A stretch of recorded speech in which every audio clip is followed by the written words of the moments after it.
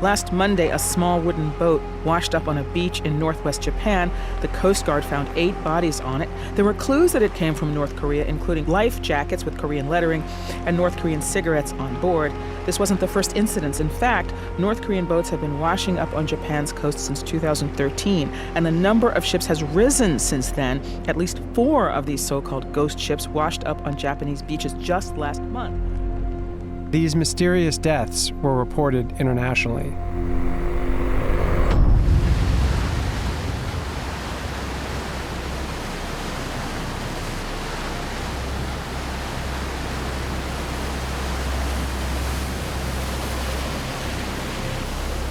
Japan suspected these grim cargoes had once been spies or defectors, lost and starved to death in stormy seas.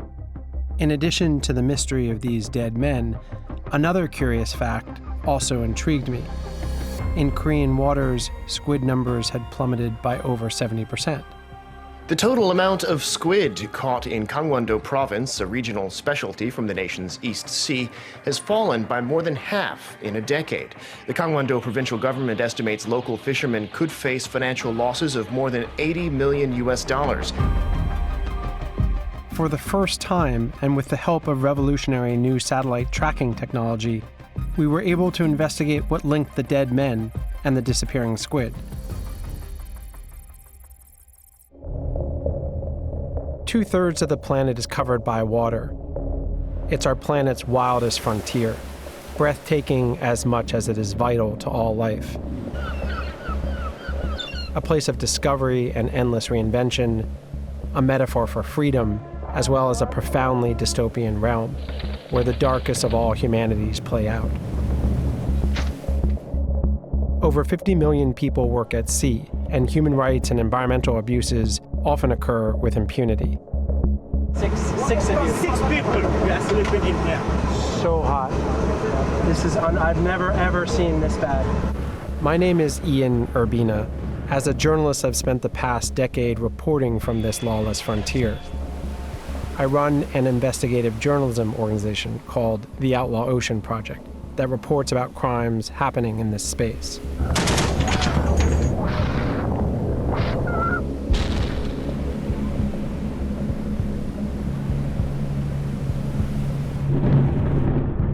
This is the Outlaw Ocean.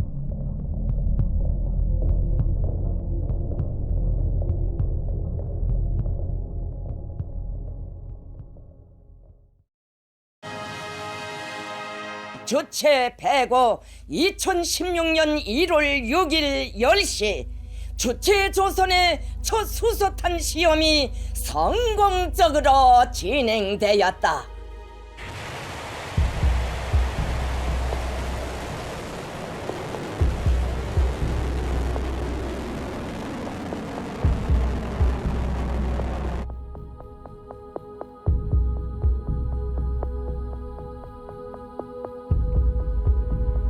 After sanctions, the North Korean currency collapsed, and the North Korean leader turned to fishing to generate export revenue and stave off famine.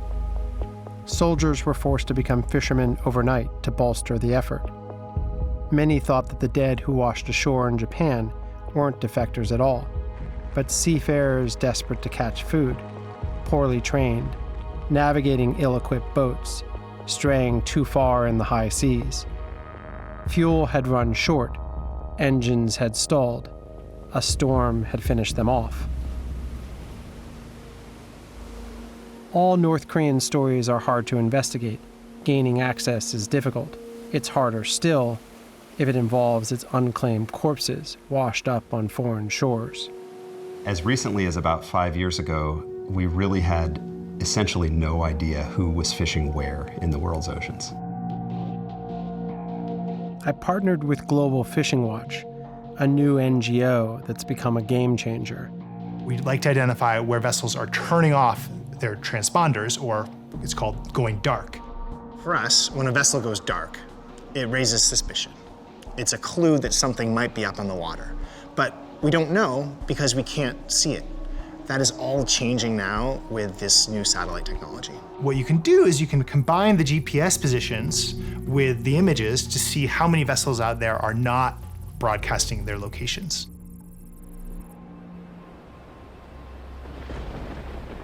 In order to catch squid, you can't stay dark for long.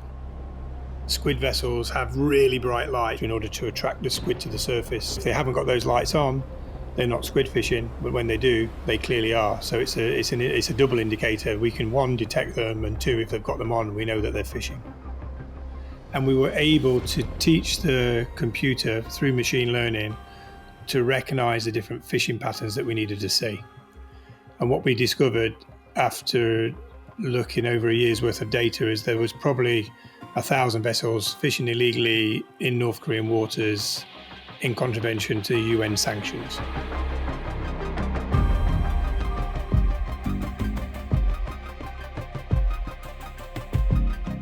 Chinese vessels fishing in North Korean waters, that is clearly in breach of UN sanctions. And news reports captured the deadly consequences. North Korean boats, which are not as strong and well built as the Chinese boats, were displaced. They were pushed further out to sea, and we now know that these ghost boats probably originated from this displaced fishery in North Korea.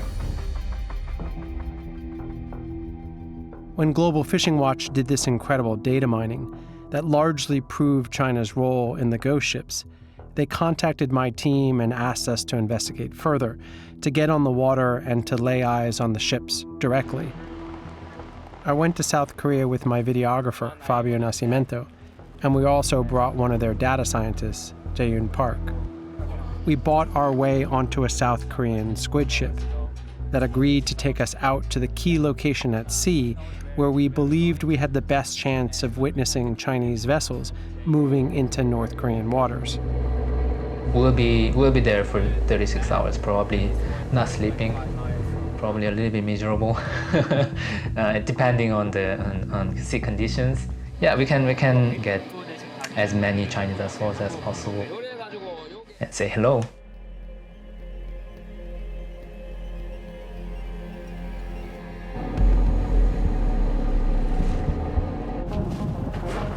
Satellite coordinates guided us to a specific location. We now waited, and as it turns out, not for very long. The first line of vessels appeared, all Chinese, all squid vessels, in a single file. Come on, come on! Hey there. Let me get my binoculars. I don't know what type of boat it is yet. All these vessels were dark. Their transponders were off. As they passed in front of us, we tucked in behind and began to follow them. Given the shape of the boat, I think it's a trawler. Look through.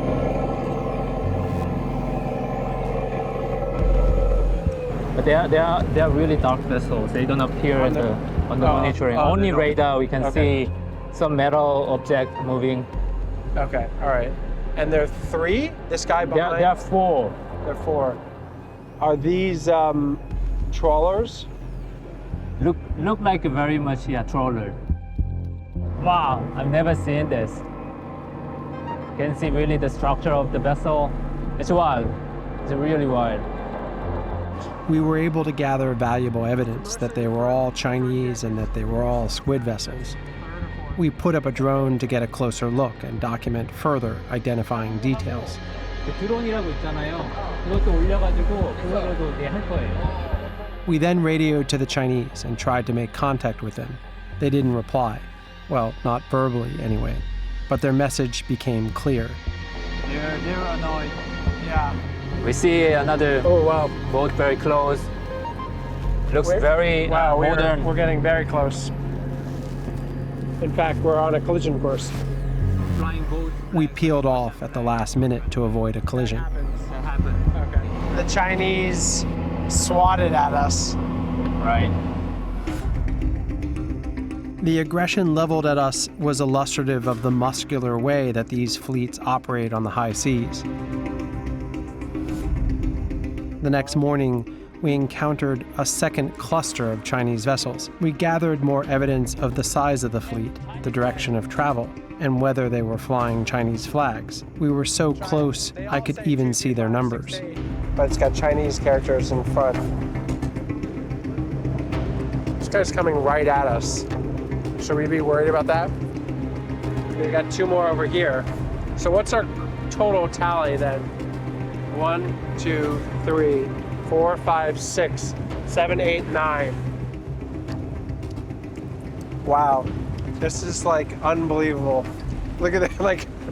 They're all coming. Well, it's also just like zombies. there's so many of them.